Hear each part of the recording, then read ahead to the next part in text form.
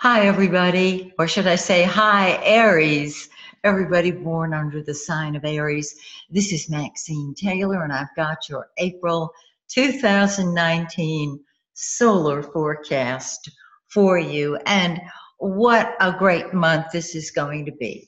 First of all, let's start with Mercury. We'll just start with the 12th house, okay, and just work our way around.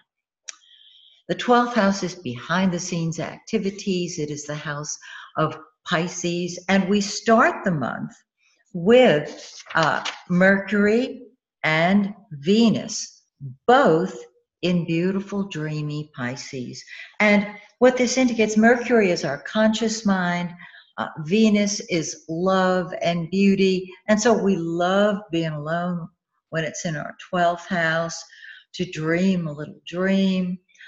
To meditate, to get involved with our spiritual self, and basically to be by ourselves. When you've got 12th house Venus and Mercury, you just want time alone. Now, we got some wonderful action here. On the 17th, Mercury, which moved out of the shadow of the retrograde just the day before, on the 16th. Mercury moves into that first house, and you're saying, look out, here I am. I'm expressing myself. I'm sharing my ideas. I'm talking, and I'm hitting the road. And I love it when planets come out of the 12th house and move into the first, because you do take on all the Aries qualities. Doesn't matter what sign it's in. Every sign feels that, but Aries in particular. So what we've got going on here is you're saying, I'm doing it my way. I'm expressing myself, and I feel great. When Venus on the 20th moves out of the 12th house and into your first, you love you. The first house is your physical appearance, it's your body, and it's you. It's the most personal point in the chart. This is the time to beautify yourself, change your wardrobe, do something with your hair. See what I'm saying? It's a time to focus on you and to love you. And let me tell you, when you love you, the world loves you. Everybody wants to be around you. And you're saying, out of my way. I got to do it my way. And so alert your friends. Look, I'm doing it my way. Come on in, the water's fine. Now, the sun is also in your first house. And wherever the sun is, that's the center of your life. It has been in your first house. The second part of March, from the 20th of March, and it's there until the 20th of April. Now, this is a good thing that it's moving into the second house, because if it, with Mercury and Venus moving into your first house, if the sun were there, there might not be room for anybody else's ego, and it's just that simple. So, as the sun on the 20th moves into your second house of money and possessions, it creates more wherewithal. It creates more money for you. You might say, well, how's that going to come about? I don't know, but it's going to happen. And of course, the sun is going to be there all during the month. Now, on the 22nd, the sun is right next to Uranus, the unexpected, busting loose, liberation, doing your thing innovatively. And so there can be something involved with Uranus, which rules astrology, rules computers, rules electronics, that can be very, very helpful to you in your career. I love the way this looks. Okay. Now, Mars is the red planet. And wherever Mars is, that's what we fight with or fight for. It's in the third house of communication, correspondence, and transportation. And so you've got great ideas. It's in Gemini, and it's like being ambidextrous. You're doing everything. It's a double-bodied sign, and so you'll do it all. As I always say, when Mars goes into Gemini, we get up on our horse and ride off in all directions at once. Your mind is active.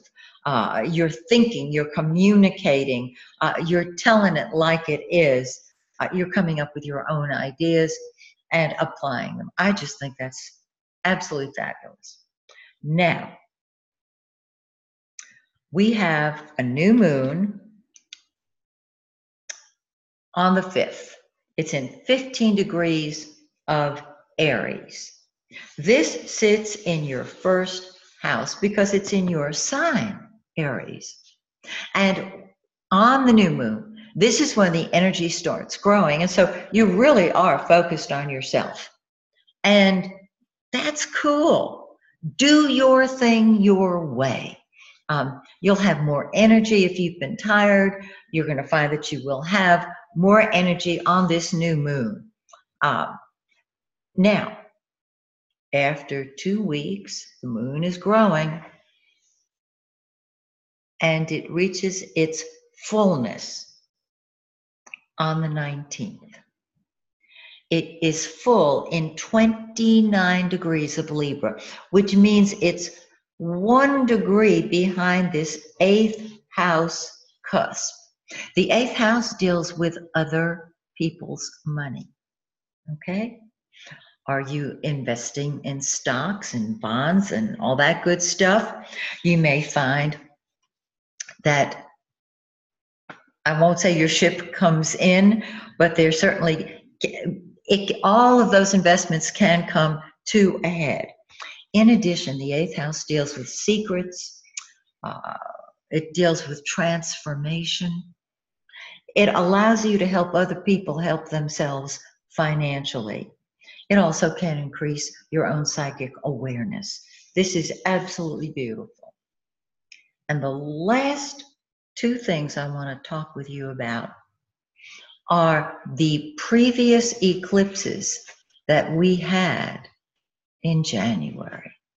Why? Because eclipses are at their peak 3 to 4 months after they occur. And when we had these January eclipses, I promised you that I would go over them again with you in April and May. Well, here it is, April. So, back on January 5th, we had a new moon, a solar eclipse in 15 degrees of Capricorn. So there was a lot going on with your career. It can be your established career. It can be a new career. But this eclipse puts you in the top slot in whatever field you are in. And I'm not even concerned if it's a new moon, a full moon, an eclipse is powerful. So your career is activated. April and May, really big time. On January 21st, we had an eclipse in 1 degree of Leo. I think it was 0 Leo 53. So we just rounded up to 1 degree. And there it is in your 5th house of speculation, fun and games, creativity. Can you take the first eclipse, the one on the 5th, your career, and combine it with creativity? If you have children, of course, this eclipse puts your attention on them because they are going to require it. If you have pets, they may be your children. They require your attention. If you're creative in any way, this particular eclipse brings your talent forward. And this is just plain old enjoy yourself. If you're a sports fan, this is a terrific time to go to sporting events, etc. This is also a time of speculation. So you may find yourself buying more lottery tickets, buying more stocks and bonds, that type of thing. This can be a very exciting month, particularly Once Venus and Mercury move into your first house, Aries, there's no stopping you. So that's your month. Have a ball and join me next month when, once again, I give you your personalized reading. Till then, may the stars shine brightly on you and yours.